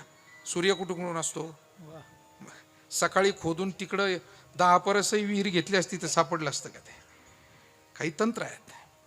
तसं परमात्मा प्राप्त करायचा ना, याला द्रव्य बळानं तो प्राप्त होत नाही, तो केवळ गुरु उपदेशानं आणि भावबळानं तो प्राप्त होतो. भाव बळे या कळे रविना. आणि म्हणून तुकोबाराय म्हणाले की आम्ही जे आलोय या भूतलावर देव दाखवण्यासाठी आलो नाही. देव आहेच प्रत्येकाच्या, तो दाखवायचं काय, प्राप्ताची प्राप्ती काय.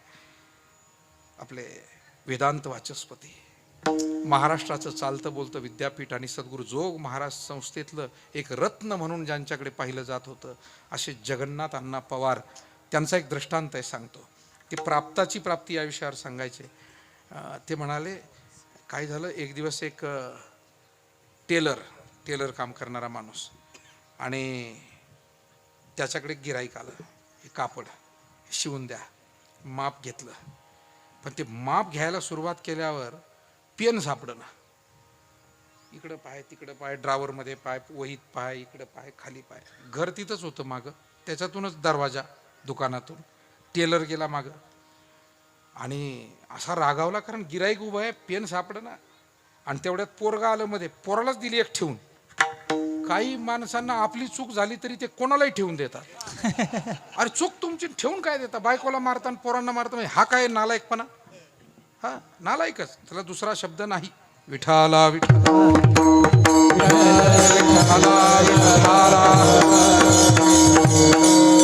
जिथे जे शब्द वापरायचे तेच वापरू आम्ही, त्याच्यात हैगई नाही, कसूर नाही, बिलकुल नाही.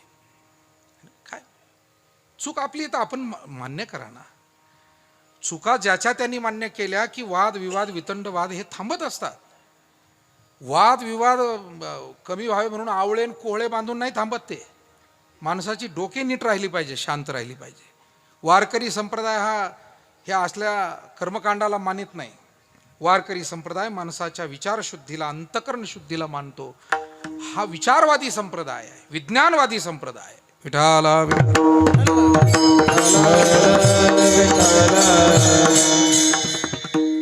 पेन सापड ना.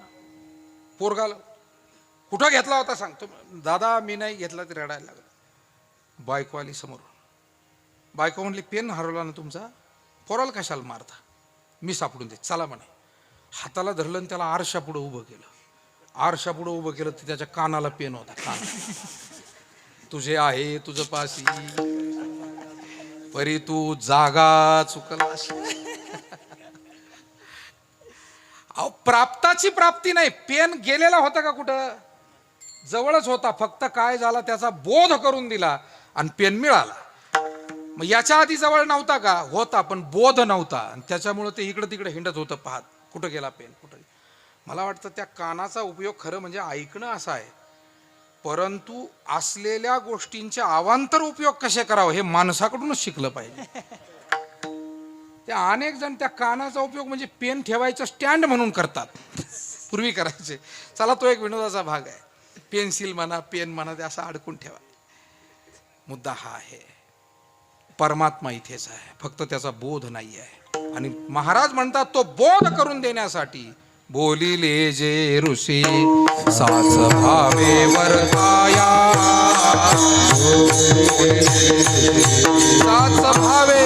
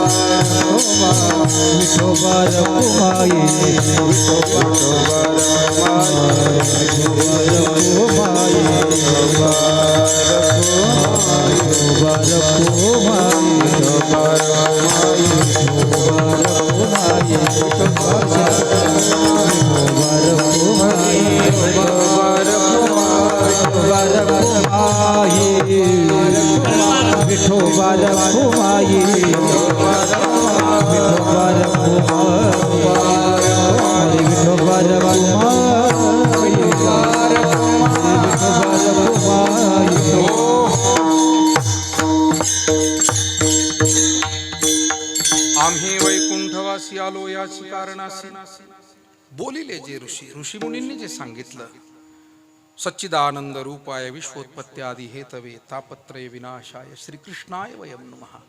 ऋषीमुनींनी ईश्वर स्वरूप सांगितलं, ऋषीमुनींनी मानवी जीवनाची ध्येय स्पष्ट करून सांगितली, ऋषीमुनींनी जीव आणि ईश्वराचा संबंध काय हेही सांगितलं आणि जीवाची परमगती कशात आहे हेही सांगितलं. आणि हेच सगळं मानवी जीवनाच्या कल्याणाचं मार्गदर्शन साच भावनेनं, सत्य भावनेनं, मिथ्या भावनेनं म्हणत नाही, मला वाटतं सांगताना सुद्धा कधी कधी स्वार्थ भावना जर असेल किंवा मिथ्या भावना असेल तर ऐकणाराला लाभ होण्यापेक्षा त्याची हानी होते. सांगणाऱ्यानं जर चुकीचं सांगितलं, तुम्ही तीर्थयात्रेला गेलेला आहात, तीर्थांमध्ये सुद्धा खूप चोऱ्या करणारे लोक बसलेले आहेत. ताजा अनुभव सांगतो. आम्ही मागील वर्षी काही भाविक मंडळी आणि आम्ही सगळेजण वृंदावनला गेलो.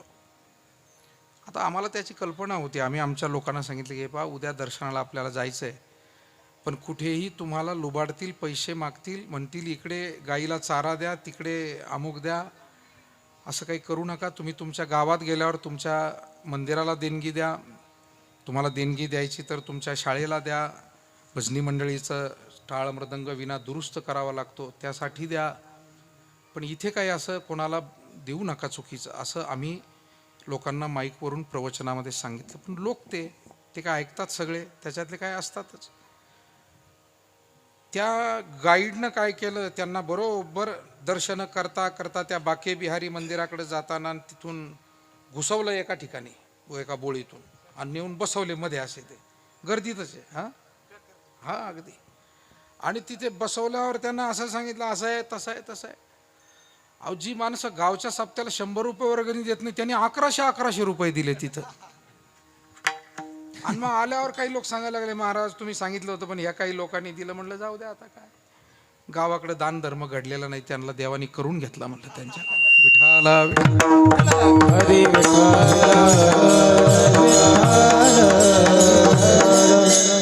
साच भावे वर्ताया. सांगणारा नेहमी साच भावे बोलेल असं नाही मायबाप हो. स्वार्थ भावानं माणसं बऱ्याच वेळेला बोलतात, काही मिथ्या भावनेनं बोलतात. साच भावनेनं बोलणारी माणसं जगामध्ये फार कमी मिळतात, ज्यांची भावना स्पष्ट असते, सत्य असते. संत हे साच भावनेनं बोलणारे. त्यांच्यामध्ये तुका म्हणे सत्य सांगे येवत रागे येते. ते कोणाला राग आला, दूरचं वाटलं जवळच वाटलं चालेल, पण महाराज म्हणतात मी सत्य सांगेल. आणि म्हणूनच संत वाङ्मय हे चंद्रसूर्य असे पर्यंत मार्गदर्शन करणारं आहे, कारण त्याच्यामध्ये ना काही खोटेपणा आहे, ना काही अंधश्रद्धा आहे, ना काही त्याच्यामध्ये अन्यथा गोष्टी आहे. आणि म्हणून साच भावे वर्ताय. महाराज म्हणतात मार्ग तेच आहेत, आम्हाला नवीन मार्ग निर्माण करायचा नाही. अध्यात्मामध्ये नवीन मार्गाची प्रतिष्ठापना केली जात नाही. आपली जी वारकरी परंपरा आहे हा सुद्धा नवीन मार्ग नाही आहे. आदिनाथ गुरु सकळ सिद्धांचा हा जुना मार्ग आहे. हे सांगण्यासाठी गुरु परंपरेचे अभंग आहे की आमचा मार्ग नवा नाही.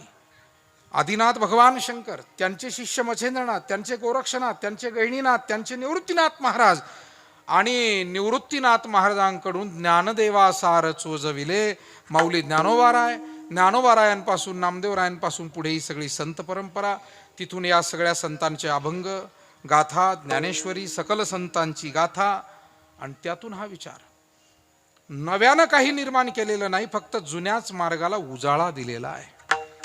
आणि महाराज म्हणतात त्यासाठी आम्ही आलो, झाडू संताचे मार्ग, आडराणी भरले जग, उच्चिष्टाचा भाग, शेष उरला तो सेवू. महाराज म्हणतात ग्रंथही तेच आहेत. ग्रंथ नवीन करण्याची गरज नाही आहे. फक्त काय आहे, जसं आपल्याकडे लोकशाहीमध्ये कायदे खूप चांगले बनवून ठेवलेले आहे, बरोबर आहे की नाही. कायद्यांमध्ये फार बदल करावेत असंही नाही, फक्त त्याची अंमलबजावणी नीट करावी. बाकी खूप विचारपूर्वक कायदे मंडळांनी वेळोवेळी त्यात सुधारणा करून, आणि पूर्वी ज्यांनी काय ही सगळी व्यवस्था लोकशाहीची आपल्याला दिली, ते डॉक्टर बाबासाहेब आंबेडकर असतील, ते डॉक्टर राजेंद्र प्रसाद असतील, त्यांची सगळी घटना समिती असेल, घटना मसुदा समिती, पुष्कळ विचार करून सगळं दिलेलं आहे. पण होतंय असं की त्या कायदे नीटपणे राबवले न गेल्यामुळे, त्यातला पळवाटा सतत शोधत राहिल्यामुळे हानी होते. तसंच आहे, महाराज म्हणाले धर्म तोच आहे, ग्रंथ तेच आहे, पण त्याचे अर्थ सुद्धा माणसं जर स्वार्थापायी वेगळ्या पद्धतीने सांगायला लागले तर त्या ग्रंथांचा तरी उपयोग काय होणार. आणि म्हणून अर्थ लोपली पुराणे, नाश केला शब्द ज्ञाने.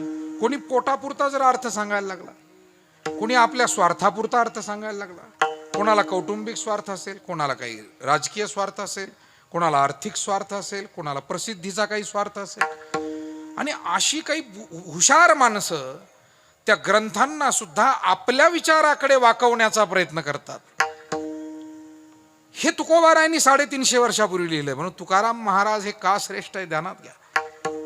त्यांना सगळ्या तऱ्हेच्या लोकांचा अनुभव जगात आलेला होता आणि ते सगळं बारकाईनं पाहत होते. अर्थ वेगळ्या पद्धतीनं सांगितला जातोय, तो सत्य पद्धतीनं नाही. मी आपल्याला जरा नमुना म्हणून सांगू का अर्थ कसा बदलला जातो.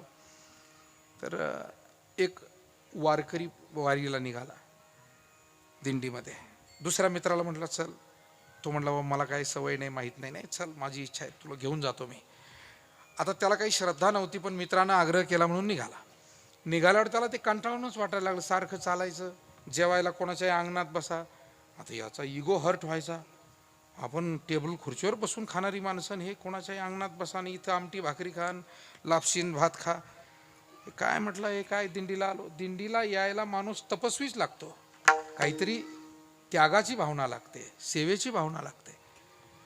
नाहीतर आयशो आरामाचा माणूस गेला तर तो तिथेही उज्जती घालतो. असंच का नाही, तसंच का नाही.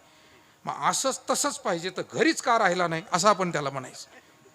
कारण ही इथं कसं होणार आहे बाबा, प्रवासामध्ये तर तुला सगळं सहन करावं लागणार आहे ना. आणि म्हणून असा तो माणूस होता. त्याला वाटलं काय आलो आपण. आणि ते ओझं पिशवी दिवसभर घेऊन चालायचे. त्यानं काय केलं, चालता चालता आपली पिशवी दुसऱ्या वारकऱ्याच्या खांद्याला अडकवली. तो म्हणला माझी पिशवी माझ्याजवळ आहे आणि मी वयस्कर माणूस आहे, तुमची पिशवी आणखी मला दिली, मला त्रास नाही का होणार. नाही म्हणे, पण तुम्ही जरा जुने वारकरी आहात, म्हणजे संत आहात, आणि आत्ताचा अभंग झाला म्हणे एवढ्यात. तुका म्हणे माझे तुम्हा संतावरी ओझे. याला म्हणावं अर्थ फिरवणे अभंगांचे आणि ग्रंथांचे. असे चाणाक्ष लोक त्याला बदलवण्याचा पण होणार नाही काही. तुम्ही किती डोकं लावा, संत आणि संत विचार हे शेवटपर्यंत जसेच्या तसे राहतील. चुकीचे अर्थ तुम्ही सांगितले, लोक ते मान्य करणार नाहीत. आणि म्हणून तुका म्हणे माझे तुम्हा संत. तो म्हणला याच वर्षी वारीला आला का तू? म्हणे हा. मग तरी एवढा अभ्यास झाला म्हणे तुझा. तुका म्हणे माझे तुम्हा संतावरी ओझे. बरं बरं बरं, काय हरकत नाही. दिवसभर पिशवी सांभाळली त्याची जुन्या वारकऱ्यानं. संध्याकाळी आता ते मुक्कामाला दिंडी गेली आणि मंदिरात वारकऱ्यांनी झोपायला जागा धरल्या. मंदिरात कोणी पडवीत, कोणी शेजारी पाजारी. आता हा नवीनच होता. यानं काय केलं, एकटाच होता तरी 4 जणांची जागा धरून ठेवली, लांब उपरनं टाकलं असं. बरं सगळे वारकरी आले, झोपले. याचं एकट्याच उपरण. हा म्हणतो नाही जोडीदार येत आहेत. जोडीदार, काही माणसांना काय वाईट सवय असते कुणास ठाऊक, एसटीत बसले तरी तसंच करतील, दिंडीत आले तरी तसंच करतील. आपल्याला एकट्याला लागते, बाकी सोडून द्या ना जागा. जो आपलेच भावंड आहेत वारकरी, झोपतील कोणी. पण ती सवय झालेली स्वार्थाची, आणि म्हणून एवढी जागा धरली त्यानं. तो जुना वारकरी दिवसभर पिशवी वागवलेला तो वैतागलेलाच होता. तो म्हणला बरा झाला हा सापडला. आता तो आला. तो म्हणला का रे, खरंच येणार आहे का तुझे कोणी जोडीदार? नाही, ते येणार होते पण मग दुसरीकडे झोपले काय कोण. अरे सगळे आता झोपायला लागले म्हणे वारकरी, तू एवढी जागा अडकून ठेवली, लाज नाही वाटत तुला? आणि त्या जुन्या वारकऱ्यानं दिली कानशिला ठेवून. त्याच्या कानशिला ठेवल्यावर त्यानं आपलं चोळलं. तो म्हणलं हो, तुम्ही जुने चांगले संत म्हणलो मी तुम्हाला दुपारी, आणि तुम्ही मला खुशाल मारता. म्हणे तुकाराम महाराजांचा गाथा तू पूर्ण वाचलेला नाही. त्याच्यात असं लिहिलेलं आहे म्हणे, तुका म्हणे आयशा नरा मोजून माराव्या पैजारा. मी हातानेच मारलं म्हणे. तुकाराम महाराजांनी पायतनानं मारायला सांगितले तुझ्यासारखे. विठाला विठाला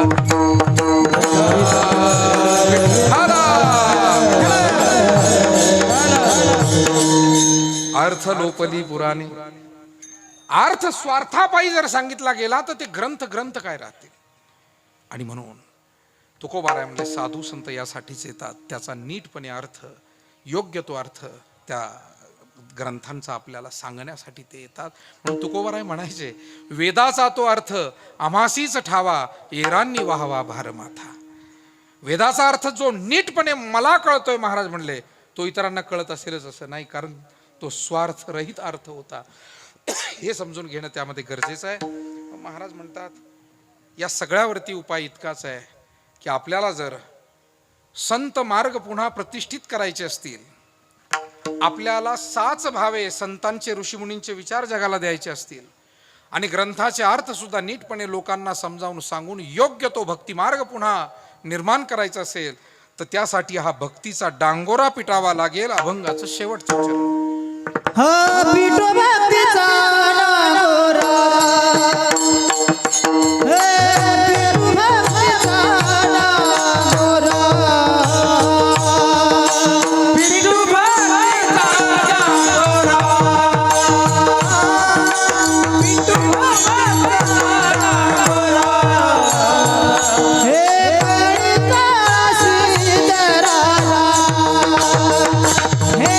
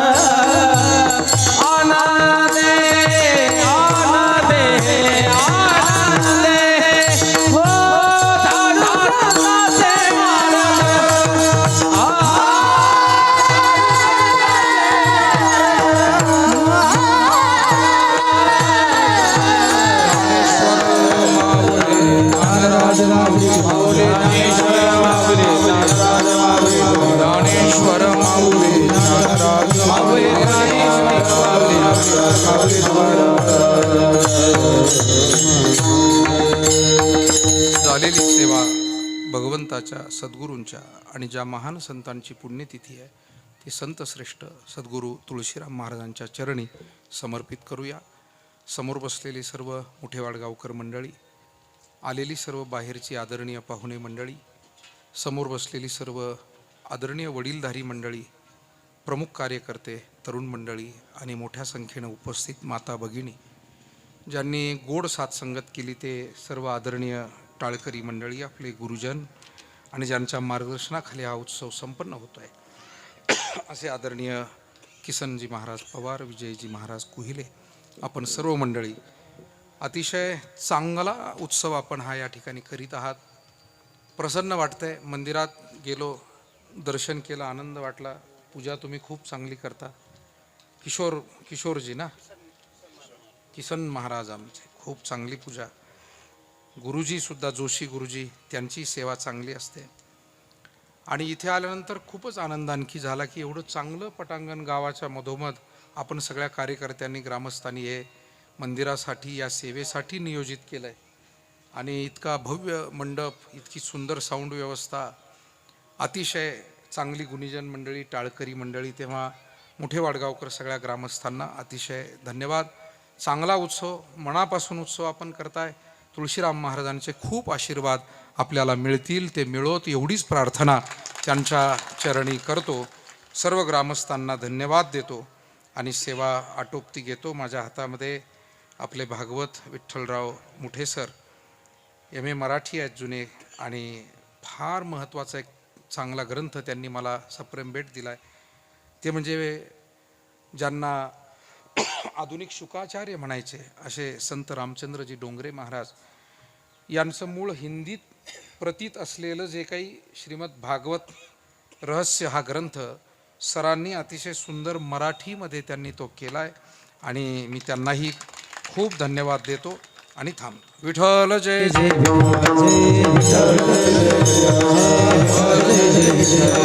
जय